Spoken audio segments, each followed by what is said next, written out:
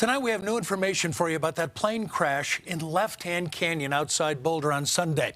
The FAA says 4 people were killed, a pilot and 3 passengers. Their bodies were recovered yesterday. Our Alan Janae has been looking into what might have gone wrong. Alan, investigators have so much to figure out. Well, they do, Jim. We have a long way to go on this one. The Boulder County coroner has yet to release the identities of the 4 people killed, and the FAA is not yet saying whether any of the people on board were paying passengers. It's the NTSB that has told us this plane was being flown by Bluebird Aviation, flown out of Rocky Mountain Metropolitan Airport here in Broomfield on a flight that lasted only about 10 minutes.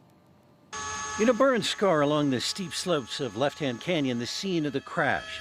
There was no one alive when rescuers reached it. Everything's going to be looked at. Toxicology reports are going to be looked at, the maintenance of the aircraft and whether the engines were performing properly. Kevin Kuhlman is chair of aviation and aerospace at Metro State University of Denver. Weather, performance, maintenance, human factors, they're all going to be looked at to see if one was a major contributing factor or if all were a contributing factor. During the flight, data shows the plane maintained an airspeed of over 100 miles an hour until it reached Lefthand Canyon west of Boulder.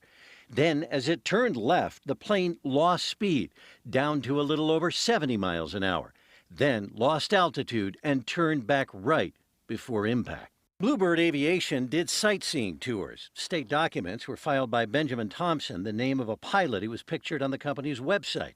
FAA records show the plane's registration lapsed in April. The person flying the aircraft might not necessarily be the person that owns the aircraft, but it is still the responsibility of the pilot when he gets in that aircraft to make sure that the registration is current. Aircraft maintenance specialist Justin Perro notes it's the annual inspection, including a teardown, that is critical for a plane's airworthiness, not the registration.